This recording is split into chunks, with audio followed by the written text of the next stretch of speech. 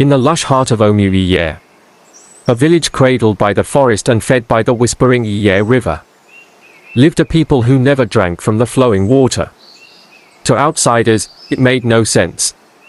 The water sparkled, clean and inviting. Yet villagers whispered, "The river weeps." No child dared touch it. No elder spoke of it without trembling lips. Many years ago, the Iyere River had been the lifeblood of the village. But a tragedy sealed its fate. Something so haunting happened. One Harmattan night that even the leaves stopped dancing in the wind. From that moment, the river began to cry, quietly at first, then louder with each generation. Omu Iyere was not just any village. It held secrets buried deeper than its forest roots. The tale of the weeping river began long before anyone living had been born. It was a tale of betrayal, a goddess scorned, and a choice that changed everything. Little Emina, daughter of the village blacksmith, was different.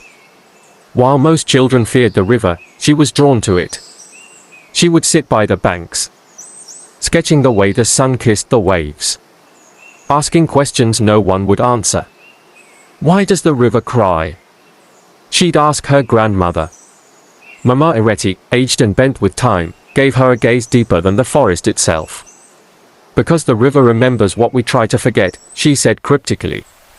Emina's young heart didn't understand. But her spirit knew this was more than superstition. Her questions stirred unease. Elders began warning her father. But Emina was not afraid. She believed the truth would set Omu Iyere free. In her innocence, she sparked a fire that would awaken an ancient force sleeping beneath the waters. One dusk, as Emina wandered closer than she ever had, she heard a voice. Not human. Not wind. A soft hum rising from the depths. She looked into the water and saw not her reflection, but the face of a beautiful maiden, with tearful eyes and silver dreadlocks. The maiden spoke in a tongue that bypassed language and touched the soul. "You have come, daughter of iron. You carry what was lost."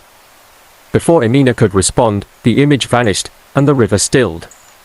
But something had changed inside her. She returned home breathless, shivering with fear and awe. She told Mama Iyere everything. The old woman clutched her chest and wept. "She has chosen you," she whispered. "Aluomi, the river goddess, speaks again after 70 years. Long ago, the people of Omu Iyere made a pact with Aluomi. Every decade, they offered her a calabash of white goat's blood in exchange for abundant harvest and healing rains. For centuries, the bond was sacred. But during a famine, greed consumed the elders. Instead of fulfilling the ritual, they poured river water into the calabash, tricking the goddess. The river dried up, the soil cracked, and a plague swept the land. Those who drank from the Iyere fell ill. Crops failed. Livestock died.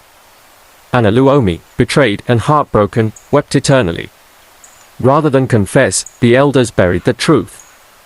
They forbade children from nearing the river and invented tales of demons to mask their shame.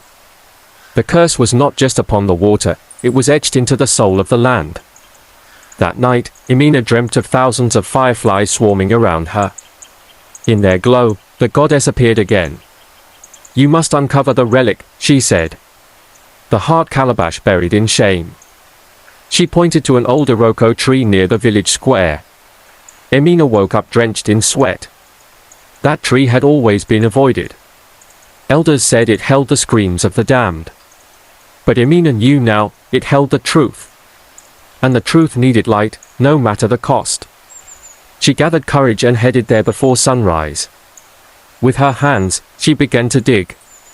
Villagers watched, some jeering, others frozen. After hours, her fingers struck wood, a calabash, sealed with dried blood, etched with the mark of Aluomi. As she lifted the calabash, the earth trembled. A sudden rain fell, soft at first, then harder. The villagers screamed. "She has angered the spirits." But Mama Iyere knelt and kissed the ground. "No," she cried. "The river remembers mercy too. News spread like wild harmattan. Elders gathered. They demanded the calabash be returned to the soil. But the old ways could not hide behind fear anymore. Emina held the relic high and said, "We cannot heal what we refuse to face." That night, an emergency gathering filled the square. For the first time in 70 years, the truth spilled from elder lips.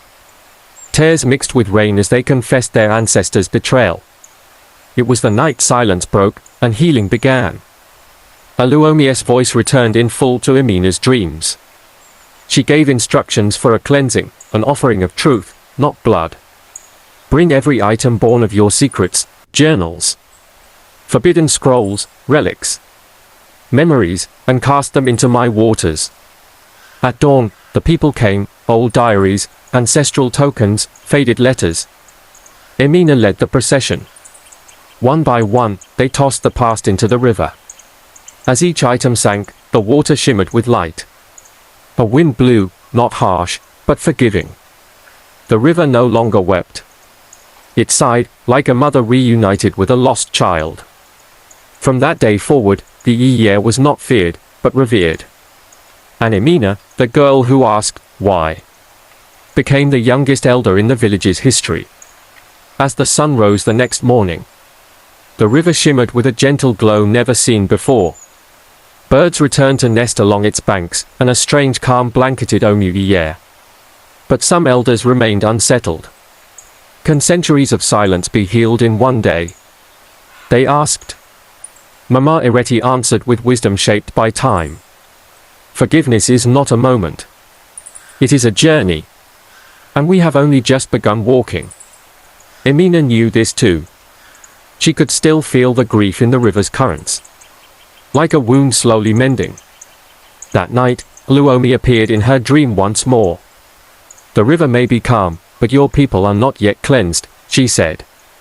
Until they learn the story and pass it on without fear. The curse shall return in silence. Emina called for a gathering unlike any other, a festival of memory. She declared it would be held annually to teach the children and honor the truth. At first, the village was hesitant. Celebration had not been part of their healing for generations. But the younger villagers embraced it. Drums were tuned, dancers practiced old routines. And griots prepared ancient chants. For the first time in decades, laughter mingled with the river's music. Omu Iyere felt alive again, as though awakened from a deep slumber. During the festival, Emina stood before the crowd and told the full tale of the betrayal, the curse, and Oluomi's pain. The truth was raw, but it brought release. Tears flowed freely, not from sorrow alone, but from freedom. A week later, a mysterious traveler arrived at Omu Iyere. His clothes were foreign, and his accent marked him as a man from the city. I heard a river that cries has begun to sing again, he said, notebook in hand. Emina welcomed him with caution. The stranger introduced himself as Olumide, a historian researching lost African deities and sacred rivers. As he listened to the village's transformation, his eyes glistened with awe. This story must be shared, he said. But some villagers feared exploitation. They remembered a time when outsiders came only to take. Emina stood firm, if we do not tell our story, others will tell it for us, and wrongly. And so, she agreed to help him document the legend. Inside Mama Iyere's old hut, Olumide discovered a hidden scroll sealed in cowrie shells. It was a record of the original covenant between the villagers and Oluomi, passed down from priestesses before the betrayal. The scroll revealed forgotten truths. The river had once healed diseases, granted fertility, and even offered guidance during tribal wars. It held a power beyond imagination, not just in water but in memory. Emina realized then that Omu Iyere's healing wasn't just for them. It was for others too. Other villages, other rivers, other forgotten gods. She decided that the story must travel, not to bring fame, but to restore reverence for sacred things. That same week, Emina fell into a deep sleep that lasted 2 full days. The villagers feared she was dying. But when she awoke, her eyes glowed faintly silver. Oluomi had marked her. She was now the oracle of the river. With this gift came responsibility. Emina began to hear the thoughts of the land, the size of trees, and even the heartbeat of rain. She knew who would fall sick and when, what offerings pleased the river, and how to calm storms. She was no longer just a girl. She was the bridge between the past and the present. But the gift was heavy. She could never leave Omu Iyere again. To leave the river was to sever the connection. Emina accepted, but her heart ached. Not everyone celebrated Emina's rise. Some elders, still hungry for control, whispered in corners. She is too young, they muttered. Why should one girl hold all this power? One night, a poisoned offering was placed at the river's edge. Uluomi reacted swiftly. A wave surged and shattered the offending calabash. Thunder roared across the village. Emina knelt before the waters and wept. Why must we always destroy what we don't understand? She asked. Mama Iyere held her close. Power draws both light and shadow, my child. But truth always outlives envy.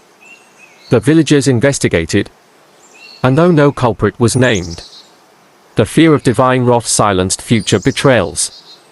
A year later, the rain stopped. Crops began to wilt.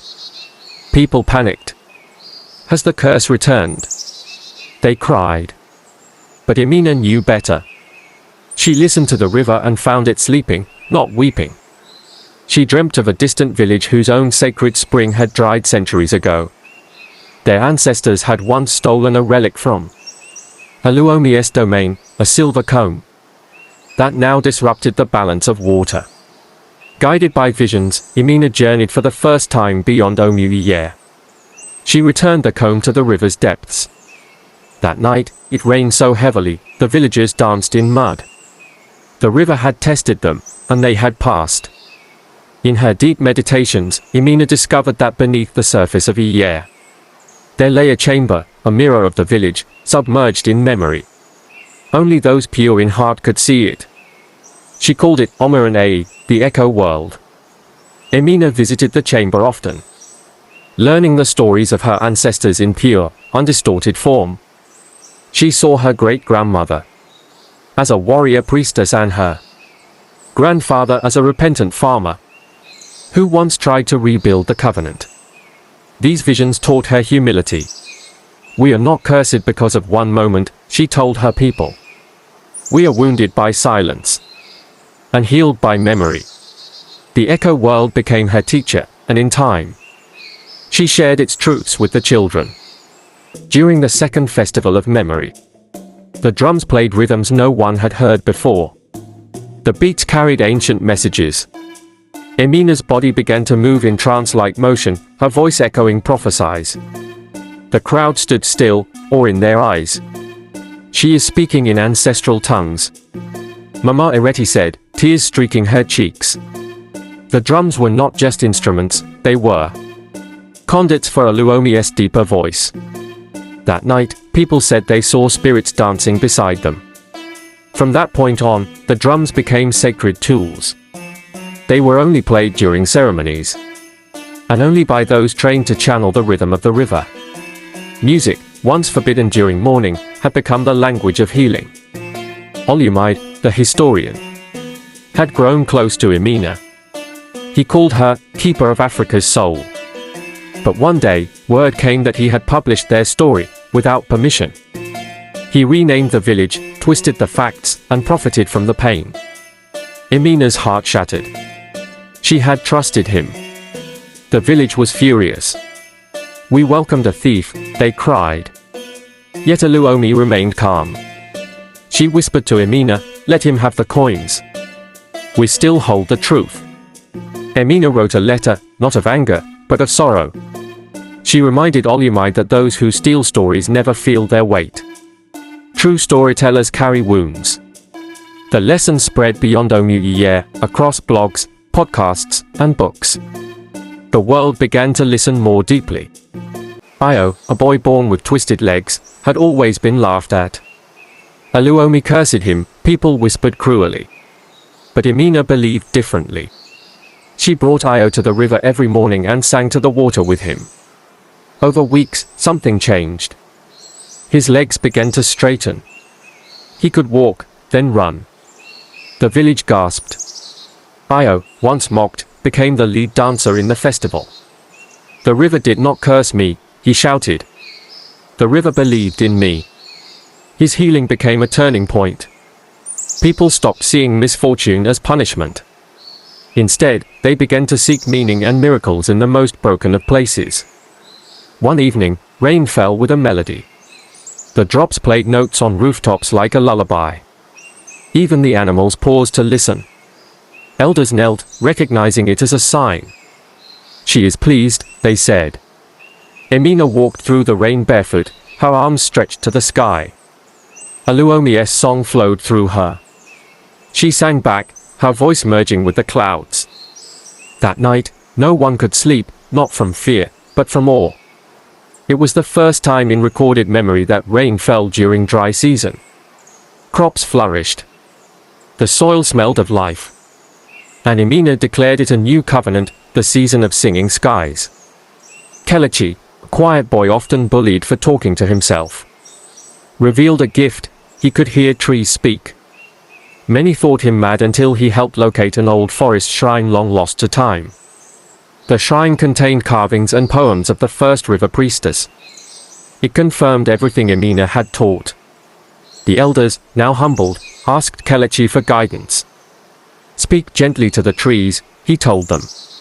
They carry stories deeper than roots. From then on, Kelechi became known as Odo Igbo, the voice of the forest.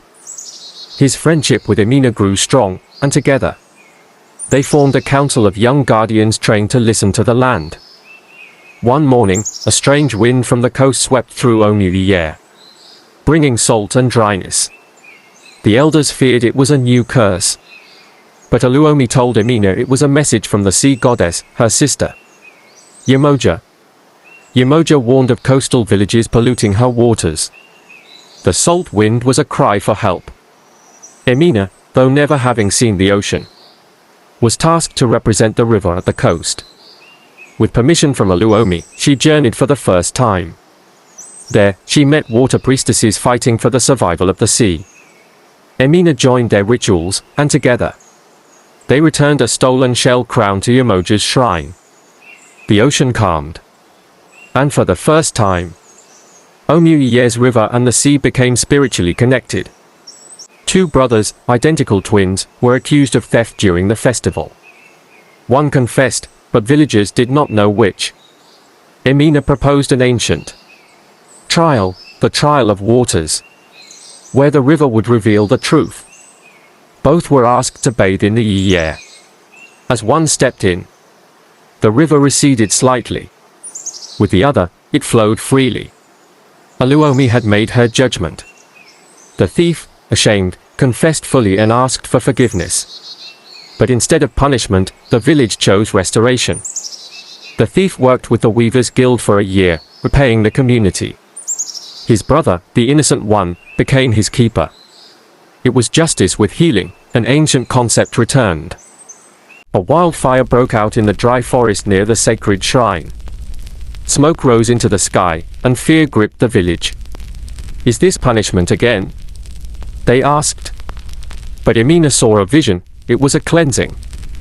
The shrine, when uncovered after the fire, revealed a second altar below it, hidden for centuries. On it were relics and prayers lost in time. The fire had not destroyed, it had unveiled. Oluomi's message was clear: not all destruction is evil. This changed how the villagers saw suffering. They no longer rushed to blame, but paused to interpret. They learned that even flames can carry wisdom when hearts are open. One night, during a lunar eclipse, ancestral spirits appeared by the river. Children saw them as stars dancing in human form. Elders saw them as shadows whispering names long forgotten. Emina held a sacred drum and played it gently. The spirits gathered around her, placing their hands on her shoulders. They thanked her for restoring their honor. Mama Ireti, now weak with age, smiled peacefully. They are no longer wandering, she said. The village built a new ancestral altar beside the river. From then on, no ceremony began without first honoring those who came before. The ancestors were not gone, they were now part of every breath in Omu Iyere. For the first time in living memory, the river itself spoke, not through dreams or visions, but aloud. Children heard lullabies. Elders heard chants. Travelers heard stories. Each person heard what their heart needed. A global film crew, there to document the festival, captured the moment. The video went viral. Comment sections flooded with tears and questions. People from the US, UK, and Canada emailed Emina, asking, "Is this real?" She replied with a simple message, "Truth has always spoken. You just had to listen."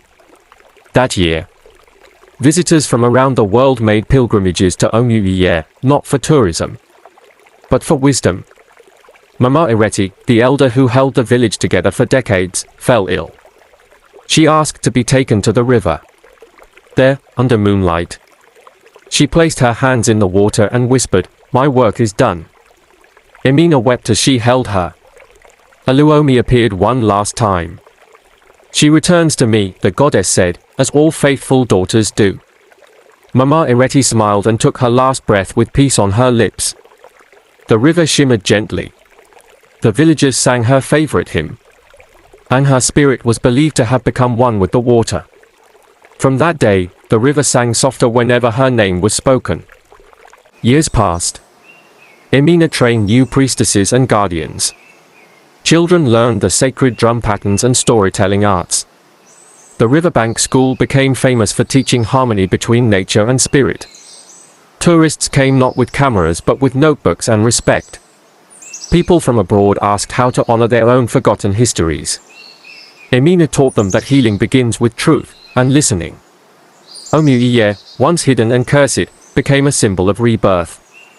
It stood not as a relic of the past, but as a blueprint for the future, a place where spirit, soil, and story coexisted. One morning, a boat appeared on the river. No one knew where it came from. Inside it lay a single scroll. "The river that weeps is now the river that teaches." It was signed with a symbol, Uluomi's mark. Emina read it aloud. "You have completed the circle. Now go forth and teach others to begin theirs." The message became the new motto of the village and appeared on murals, drums, and scrolls. The river had given back what was lost, not just in water, but in identity.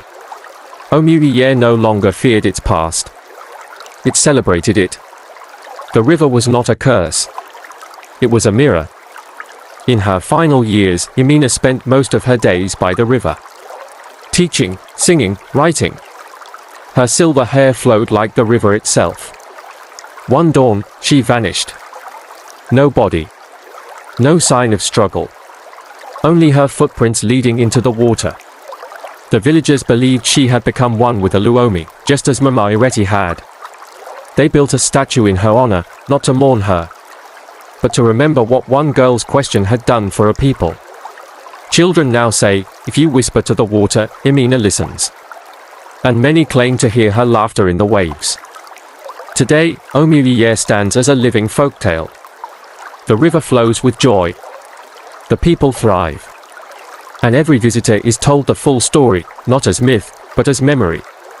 In classrooms from Lagos to London, children act out the tale of Emina and the Weeping River. Documentaries, books, and songs have made it global. But the heart of the story still lives in the whispers of water against stone. The river no longer weeps. It sings. And every note carries a lesson: never bury the truth. For the earth remembers. And so does the river.